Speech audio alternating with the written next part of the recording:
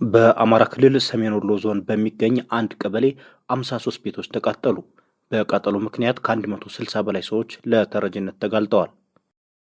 በደቡብ አፍሪካ በኢትዮጵያና ሌሎችም ስደተኞች ላይ እየደረሰ ያለው ጥቃት ተጠናክሮ ቀጥሏል። በርካቶች ከስደት ወደ ስደት መሸጋገራቸውም ተሰምቷል። የሶማሊላንድ ፕሬዝዳንት የተመረጡት ለፍልስጤም ልሰራ አይደለም ሲሉ ተቾቻቸውን ተቃወሙ። በእስራኤል ኤምባሲ መክፈታቸው የመከባበር ማሳያ መሆኑንም አስታውቀዋል። ጤና ይስጥልን እንደምናላችሁ የተወደዳችሁ የቀለም ቤተሰቦች፣ ለዚህ ሰዓት የተመረጡ ዜናዎችን ይዘን ቀርበናል። አብራችሁን ቆዩ።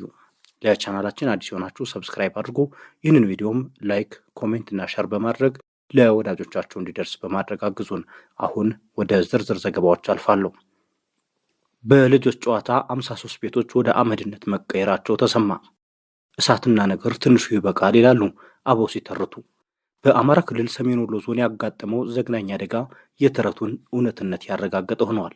በዞኑ ሀብሮ ወረዳ 023 ቀጅማ ቀበሌ ሁለት ታዳጊ ልጆች ሲጫወቱበት የነበረ እሳት 53 ቤቶችን ወደ አመድነት ቀይረዋል። የወረዳው የመንግስት ኮሚኒኬሽን ጽሕፈት ቤት እንዳስታወቀው ከአገዳ ክምር አጠገብ እሳት እያቀጣጠሉ ህፃናት ሲጫወቱ ነበር። ይህ እሳት በሂደት ከቁጥጥር ውጭ ሆኖ 53 ቤቶችን ወደ አመድነት ቀይረዋል። በአደጋው በሰው ላይ የደረሰ ጉዳት ባይገለጽም 54 አባወራና እማወራን ጨምሮ 163 ሰዎች ለተረጅነት ተጋልጠዋል። የዕለት ጉርስና የዓመት ልብስ ሳይተርፍ ቤቶቹ መውደማቸውን የገለጸው ዘገባው ድጋፍ ለማሰባሰብ የጉዳቱን መጠን የሚያጠና ግብረ ኃይል መቋቋሙን አመላክቷል። በደቡብ አፍሪካ የሚገኙ ኢትዮጵያውያን ሱቆቻቸውን እየዘጉ እንዲወጡ ታዘዙ። ነውጠኞቹ የተሰጠን ተልዕኮ መጤዎችን ከሱቆቻቸውና ከሀገራችን ማስወጣት ነው እያሉ ነው። በደቡብ አፍሪካ በኢትዮጵያውያን የሚተዳደሩ ሱቆችን በደቡብ መዝጋት ተጀመረ። በደቡብ አፍሪካ ከትናንት ጀምሮ እንደ አዲስ የተጀመረው የስደተኛ ጠል ተቃውሞ በዛሬው ዕለት በኢትዮጵያውያን የሚተዳደሩ ሱቆች ላይ ዘመቻ በመክፈት ቀጥሎ ውሏል። ከስፍራው እንደተሰራጩ መረጃዎች ዛሬ በመቶዎች የሚቆጠሩ ሰልፈኞች በኤደን ፓርክ ውስጥ የሚገኝና ስፓዛ ተብለው በሚጠሩ ሱቆች ዘንድ በመሄድ ሱቃችሁን ዘግታችሁ አሁኑን ውጡ የሚል መልእክትና ማስጠንቀቂያ ሲያስተላልፉ ውለዋል። እነዚህ በኢትዮጵያውያን የሚተዳደሩ ሱቆች ባለቤቶችም ማስጠንቀቂያው በደረሳቸው በሰዓታት ውስጥ ዕቃቸውን ጭነው ከአካባቢው ለቀው መሄዳቸው ተገልጿል። እንደ ዘገባዎች በደቦ እንዲዘጉ የተደረጉትና ዕቃቸውን ጭነው የሄዱት የሱቅ ባለቤቶች ኢትዮጵያውያን ብዛታቸው 5 ነው። ኢትዮጵያውያኑ ዕቃቸውን ጭነው መውጣታቸው እንጂ የት እንደሄዱ በውል የታወቀ ነገር የለም። የሰልፈኞቹ መሪ አቦንግሌ ሲቦንጎ በስፍራው ለነበሩት ጋዜጠኞች ሲናገር ዛሬ 5 ሱቆች እንዲዘጉ አድርገናል፣ ነገ ደግሞ ተጨማሪ ሱቆችን የማዘጋት ዘመቻችንን እንቀጥላለን ብለዋል። ጨምሮም የተሰጠን ተልዕኮ በውጭ ዜጎች የሚተዳደሩ ስፓዛ ሱቆችን ከአካባቢያችን ማስወጣት ነው ካለ በኋላ የእነዚህ ሱቆች ባለቤቶች ዝርፊያ እንዳይፈጸምባቸው በሰላማዊ መንገድ ለቀው እንዲሄዱ ማሳሰቢያ ሰጥተዋል። የዘመቻው ዓላማም በእነዚህ ሱቆች ውስጥ ደቡብ አፍሪካውያን እየሰሩባቸው ራሳቸውን እንዲያስተዳድሩ ማድረግ መሆኑን አስታውቋል። ይህ በእንዲህ እንዳለ በደቡብ አፍሪካ ራሱን ለመከላከል ከባድ መሳሪያ የታጠቀው ኢትዮጵያዊ መነጋገሪያ ሆነዋል። በደቡብ አፍሪካ የተቀሰቀሰውን የመጤ የጠል ጥቃት ለመከላከል አንድ ኢትዮጵያዊ ነው የተባለ ግለሰብ ከባድ የጦር መሳሪያና ውሾችን ይዞ መታየቱ በማህበራዊ ሚዲያ ከፍተኛ ክርክር አስነስቷል። በርካታ ደቡብ አፍሪካውያን ድርጊቱን የሽብርተኝነት ተግባር በማለት ግለሰቡ በአስቸኳይ እንዲታሰርና ከሀገር እንዲባረር እየጠየቁ ነው ተብሏል።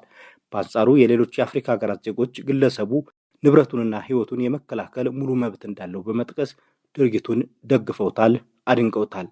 በዚህ ወቅት በደቡብ አፍሪካ በተቀሰቀሰው ሰሞነኛ ሁከት የሁለት ኢትዮጵያውያንን ጨምሮ የበርካታ ስደተኞች ሕይወት ማለፉና ንብረት መውደሙ የሚታወቅ ነው። በደቡብ አፍሪካ በተቀሰቀሰው መጤ የጠል አመፅ በርካታ አፍሪካውያን መንግስታት ዜጎቻቸውን እያስወጡ ነው። ደቡብ አፍሪካውያኑ ያስቀመጡት ቀነ ገደብ ትናንት በመጠናቀቁ በቀጣይ ቀናት ምን አይነት እርምጃ ሊወስዱ እንደሚችሉ እርግጠኛ መሆን አልተቻለም። በዚህ ምክንያት ኢትዮጵያውያንን ጨምሮ በርካቶች አፍሪካውያን ከተሰደዱበት ሀገር ድጋሚ እየተሰደዱ ይገኛሉ። አንጋፋው የሙዚቃ ባለሙያና መምህር አለማየሁ ወልደ ዮሐንስ ከዚህ ዓለም በሞት ተለዩ። አንጋፋው የሙዚቃ ባለሙያ ደራሲና መምህር አለማየሁ ወልደ ዮሐንስ ባጋጠማቸው ህመም ምክንያት በሕክምና ሲረዱ ቆይተው ዛሬ ሰኔ 24 ቀን 2018 ዓ.ም ከዚህ ዓለም ተለይተዋል።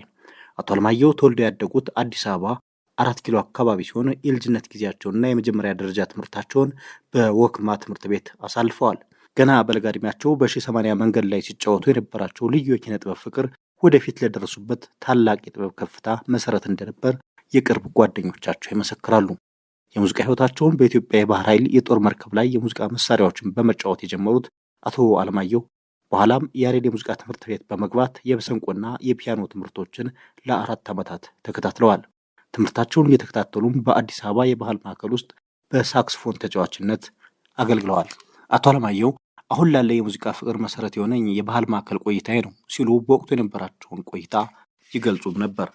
በአዲስ አበባ ዩኒቨርሲቲ ባህል ማዕከል በነበራቸው አንጸባራቂ ብቃት የተማረኩት በወቅቱ የነበሩት ታላላቅ የጥበብ ሰዎች እነ አቶ ተስፋዬ ገሰሰና አቶ አረጋ ደምሴ አቶ አለማየሁ ትምህርታቸውን ሲያጠናቅቁ ወደ ባህር ኃይል ከመመለስ ይልቅ በባህል ማዕከሉ በቋሚነት ተቀጥረው እንዲሰሩ አድርጓቸዋል። አቶ አለማየሁ ክራር፣ መሰንቆ፣ በገና፣ ፒያኖ፣ ሳክስፎንና ጊታርን በብቃት የመጫወት ልዩ ተሰጥኦ ነበራቸው። ይህ ዘርፈ ብዙ ችሎታቸውም በያሬድ የሙዚቃ ትምህርት ቤትና በኮተቤ መምህራን ኮሌጅ በመምህርነት እንዲሁም ለኢትዮጵያ መከላከያ ሰራዊት የሙዚቃ ባንድ በአሰልጣኝነት እንዲያገለግሉ አድርጓቸዋል። በ1990ዎቹ መጀመሪያ አካባቢ አይዳ የተሰኘ የሙዚቃ ማስተማሪያ ተቋም በመክፈት ለ15 ዓመታት በርካታ ተማሪዎችን አፍርተዋል። በዚህ ሳይገደቡም አቶ አለማየሁ ስራቸውን ባለማቋረጥ እስከ ሕይወታቸው ፍጻሜ ድረስ እውቀታቸውን ለትውልድ ሲያስተላልፉ ቆይተዋል። በኢትዮጵያ የሙዚቃ ኢንዱስትሪ ውስጥ በርካታ ስራዎችን ያበረከቱ ሲሆን በታላቁ መራሄ ተውኔት አባተ መኩሪያ የተዘጋጀው ሀገር ማለት ሰው ነው በተሰኘ ሙዚቃዊ ቲያትር ላይ በሙዚቃ ዳይሬክተርነት አገልግለዋል።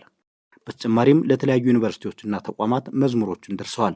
በርካታ የሙዚቃ መማሪያ መጽሐፍትንም አሳትመዋል።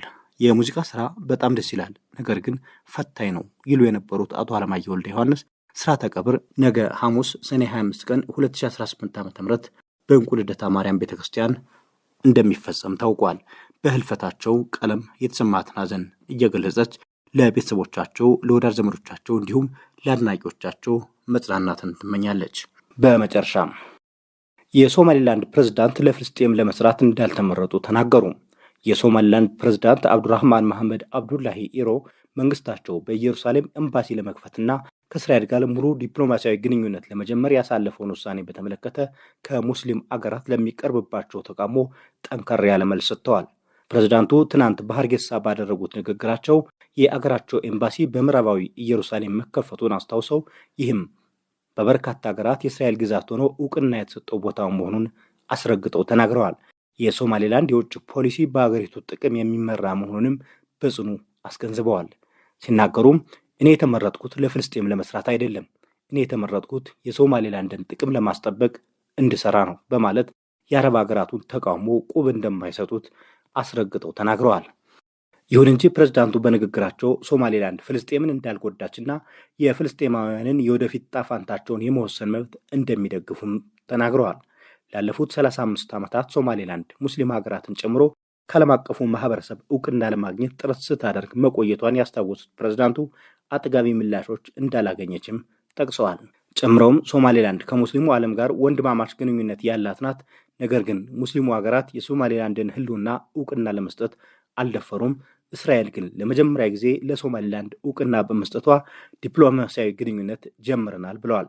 በማስከተልም እኛ እውቅና ከሚሰጠን ሀገር ጋር ወዳጅ ነን። ዲፕሎማሲ የተመሰረተው በእርስ በርስ መከባበር ላይ ነው። እስራኤል እውቅና ስለሰጠችን እኛም እውቅና ሰጥተናታል በማለት ገልጸዋል። ፕሬዝዳንት ኢሮ በንግግራቸው ማጠቃለያ ለሙስሊም ሀገራት ባስተላለፉት መልእክት ወንድሞቻችን እንፈልጋችኋለን፣ የእናንተ ወንድሞች እንደሆን ተመልከቱን፣ እኛን ማየት ካልፈለጋችሁ ግን ቢያንስ ተውን በማለት የነጻነት አቋማቸውን አጉልተው ተናግረዋል።